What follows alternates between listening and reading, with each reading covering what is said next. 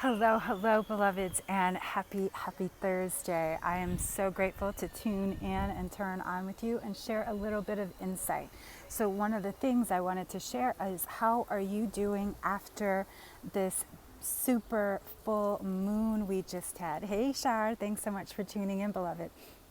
Many of us felt the reset, felt the big shift of that Libra energy, all about harmony and balance coming in for us as an opportunity to really reset. And so I wanted to pop in and share with you that this is what this is truly is, even though we are having different experiences. Hey, Empress, I see you, beloved. Thank you so much.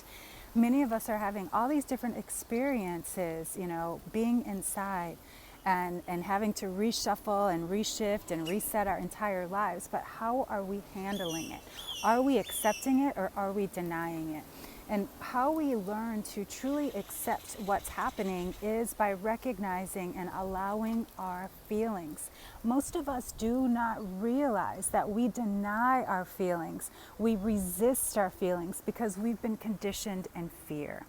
And so tomorrow in our Heart Happy, which is now open, it is a private group, but it is on Facebook. So if you'd like to join, you can do that. It is absolutely open to everyone. So just pop on over to Facebook. There is a link, I believe, in the bio where you can join there. And it's based on love donation. So again, pay what you can to join us as we're going to dive into tomorrow. We're going to talk about really what does it mean to have heart happiness.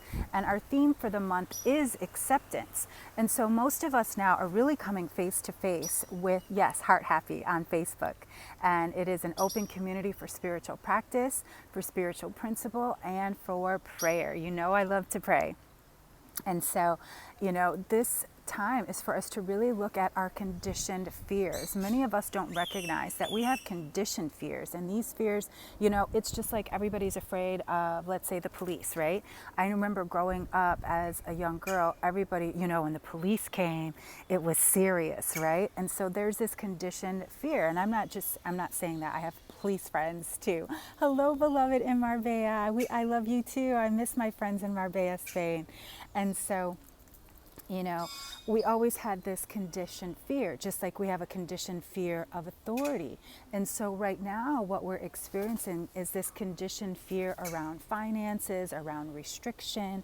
And so how about leaning into that instead of holding on to the fear and allowing yourself to ask yourself the serious question, am I accepting this? When this whole thing started happening, one of the first things that I remember I said, okay, so this is going to change what in my life? What, the day that I shop, I can't go to the beach. We can't go to the movies, we can't go to the beach, and things like that. But we have to learn how to accept it. The thing is, we deny our feelings. And when we deny our feelings, what we're doing is really sabotaging ourselves. And we have gotten so used to this experience that we don't even recognize when we're doing it. And many of us grew up with this experience. Like I just shared, when I was a little girl, you knew it was serious or there was trouble when a police was involved, right? And so that conditioned fear comes into our, thank you so much, beloved. They come into our adulthood. They come into different experiences. I know for myself, I had a conditioned fear of authority figures. Why? Because I didn't trust authority figures, just like you kind of like the government kind of thing. But I don't want to get into anything political right now. I know that's a hot subject right now.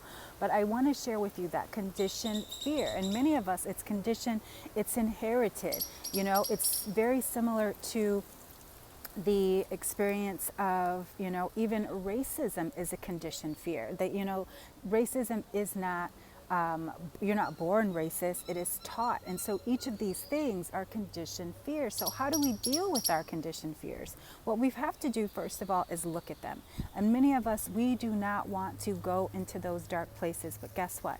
When we bring our fears to light, when we bring them out of the darkness is when we can heal them. And did you know that to heal really is to forgive? And to forgive is to make happy. And many of us don't recognize the happiness and the joy and the heart happiness that comes when we let something go. For instance, I'll share with you. And I've shared this story before, but when when I decided to stop drinking alcohol, the first thing I had to do was accept. I had to accept that I was drinking way too much alcohol. Pardon me. Then I had to look at, what was I hiding? What was that alcohol hiding from me? What parts of myself was I hiding, right? And I know so many people are drinking a lot more. Stay-at-home drinking, daytime drinking is on the high, and so is domestic violence, sexual abuse amongst, and children, and all kinds of things going on in home situations. And so we have to address these things and look at our fear. So I looked at my fear and I recognized what I was hiding was some very serious childhood trauma and drama within my body. And that's why I started drinking when I was a teenager. So I was drinking from the time I was about 14 or 13, actually 13 until I was 40 something, right? And so finally it'll be 5 years this November that I stopped drinking alcohol, but it took me all that time to face that fear and accept it. I had to bring it out of the darkness and say, I see you, you're trying to hurt me. I had to look at it in the face, bring it out of the darkness. I had to seriously, I'm seeing all these wine and daytime drinking, people getting their wine delivered. We've got to address this, because what that's doing is numbing people out from their feelings, because this conditioned fear and constant looking at the media is keeping it up, and people don't want to deal with their feelings of fear and the unknown. And truly that's what it is. It's fear of the unknown. And so I didn't know who I would be without drinking, because I was a daytime drinker, because I started when I was a school librarian. The day ended at 3. So I was having my first glass of wine or my first beer at about 4 o'clock, right? So as soon as school got out, I was going to get my drink. I was on my way, right? And so I would drink the whole time I was home, and I would make dinner. I would have my drink after dinner, and I would continue until I went to sleep. And so what I was really doing was denying my true feelings. I was denying who I wanted to be. I had always said I wanted to be a writer, but I never had time to write because I was always drinking. So when I allowed myself to truly look at those feelings and really face those fears and say, you know what? I don't want to do this anymore. I gave it truly up. I gave it to Spirit, and I said, I don't know how to do this. I need help. I didn't ask anyone else for help but Spirit. And so when I asked Spirit, that's the only energy I had to ask. And since that day, I've never had another drink. I've never had a temptation to drink. I've never had any even inkling to drink. I can smell very clearly now. And what it gave me is my true intuitive self. It gave me the energy to be the best psychic, spiritual counselor, coach, mentor that I can be.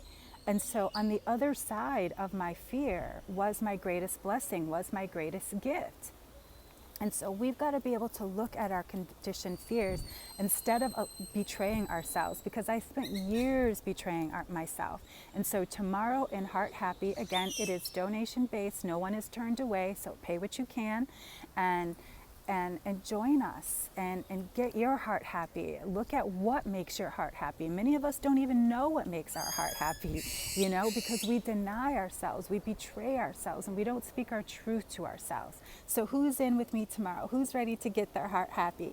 We'll be talking about true happiness, what that really looks like, and accepting ourselves as is, because that is the other most important thing. We don't realize that we have this false sense of ourselves, and that really comes from our self-betrayal and the ways that we deny our truth. So who's in with me for some heart happiness tomorrow? Again, the link is in bio. You can find me on Facebook, Heart Happy. Again, it's a private group, but it's open for everyone. And I want you to start asking yourself, what would make your heart happy? What does make your heart happy? What makes you light up? What brings you joy?